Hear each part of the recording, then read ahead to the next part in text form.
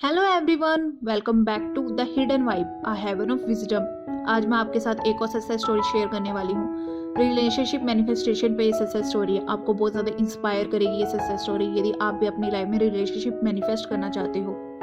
ये मैंने the secret website से ली है, आप वहाँ से इसे रीड कर सकते हो और मैंने इसे कमेंट में पिन कर दिया, आप वहाँ से भी इसे रीड कर सकते हो। मैं 5 सालों से एक रिलेशनशिप में थी। इसकी सक्सेस स्टोरी मैंने पहले ही द सीक्रेट वेबसाइट पे शेयर की हुई है। हम कैसे मिले, because of law of attraction की वजह से हम दोनों की लाइफ कितनी अच्छी हो गई। हम एक दूसरे से बहुत ज़्यादा प्यार करने लगे और हम एक दूसरे के साथ रहना शुरू कर दिया था। डिस्पाइट हमारी कंट्री में क्या चल रहा है, इसको छोड़ के हम एक साथ रहना शुरू कर दिया। कुछ महीनों पहले एक बहुत बड़ा एक्सप्लोजन हुआ बीरूट में। तब मेरे पार्टनर के कुछ रिलेटिव हमारे घर रहने आ गए क्योंकि उनका घर पूरी तरह से डैमेज हो गया था।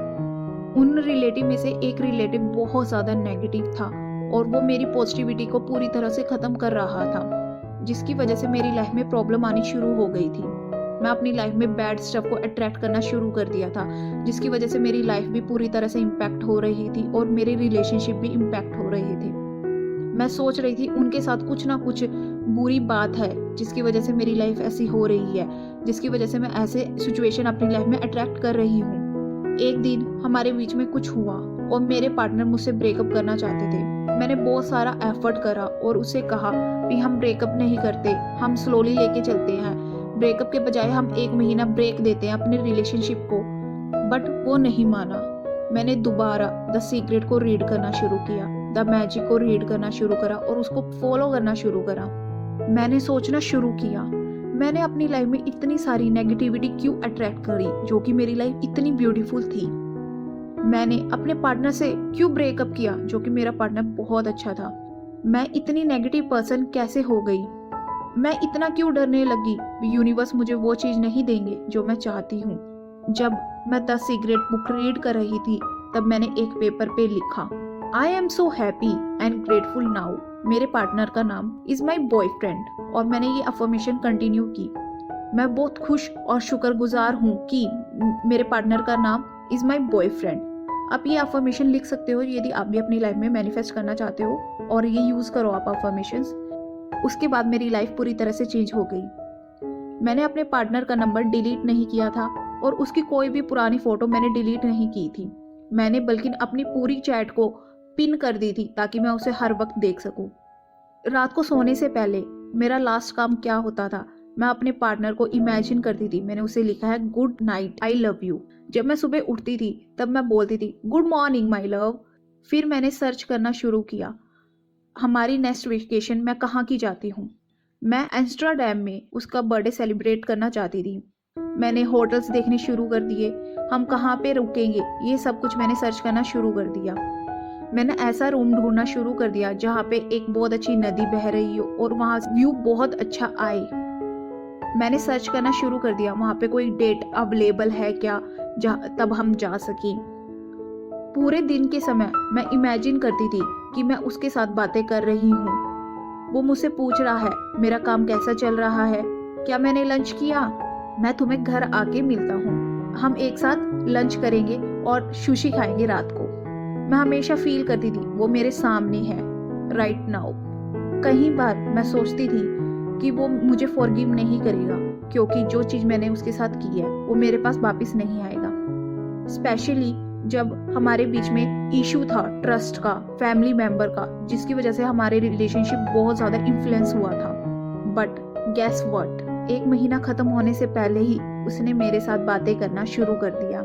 मुझे नहीं पता ये कैसे हुआ और ये कब हुआ, बट मैंने जब अपने फ़ोन को देखा उस पर नोटिफिकेशन आई हुई थी, मैं बहुत ज़्यादा खुश हो गई। उसको रीड करने से पहले ही मैं बहुत ज़्यादा खुश हो गई थी। मैं यूनिवर्स को थैंक यू कर रही थी। जब हम मिले और जब हमने एक दूसरे से बातें की और हमें ऐसे करते हुए 1 हफ्ता हो गया, फिर हम एक दूसरे के साथ दोबारा रिलेशनशिप में आ गई। We got back together.